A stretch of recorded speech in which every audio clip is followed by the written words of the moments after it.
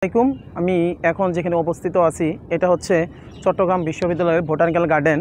এই বোটানিক্যাল গার্ডেনের এখন আমি একটি পুকুরের ভিতরে দাঁড়িয়ে আছি, যেটা হচ্ছে চট্টগ্রাম বিশ্ববিদ্যালয়ের উদ্ভিদ বিজ্ঞান ডিপার্টমেন্টের পদ্ম নিয়ে একটি গবেষণা প্লট।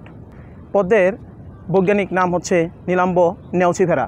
এটি শুধু একটি সৌন্দর্যের ফুল নয়, একাধারে যেমন খাবার এবং এটি ঔষধে গুণে ভরপুর। মূলত হচ্ছে হ্রদ এবং পুকুরে যেখানে স্থির পানি জমে থাকে সেখানে জন্মগ্রহণ করে থাকে।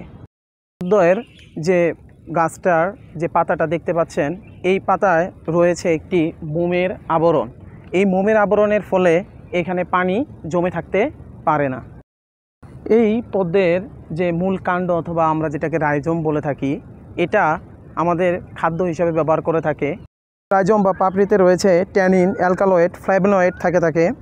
এটি আমাদের ডায়রিয়া, চর্মরোগ এবং শরীরের উত্তাপ কমাতে, রক্তচাপ বন্ধ করে রাখতে ব্যবহার হয়ে থাকে। পদ্ম শুধু সৌন্দর্যের না, এটি জলজ বাস্তুতন্ত্রের জন্য অত্যন্ত গুরুত্বপূর্ণ। কাণ্ডের রাইজোমে রয়েছে মিনারেল এবং প্রোটিন জাতীয় বিভিন্ন উপাদান। এই প্রোটিন এবং মিনারেল থাকার কারণে আমাদের হজম ফলে ঠান্ডাতে এটা আমরা ব্যবহার করে থাকি। প্রিয় দর্শক, আপনি কি শুধু এই দূর থেকে কি এই পদ্ম ফুল কি দেখেছেন, নাকি কাছে যেয়ে কখনো এর সৌন্দর্যকে উপভোগ করেছেন? আমাদের এরকম আরও অনেক উদ্ভিদের বিভিন্ন রহস্য জানতে আমাদের পেজে আপনি লাইক দিয়ে পাশে থাকতে পারেন।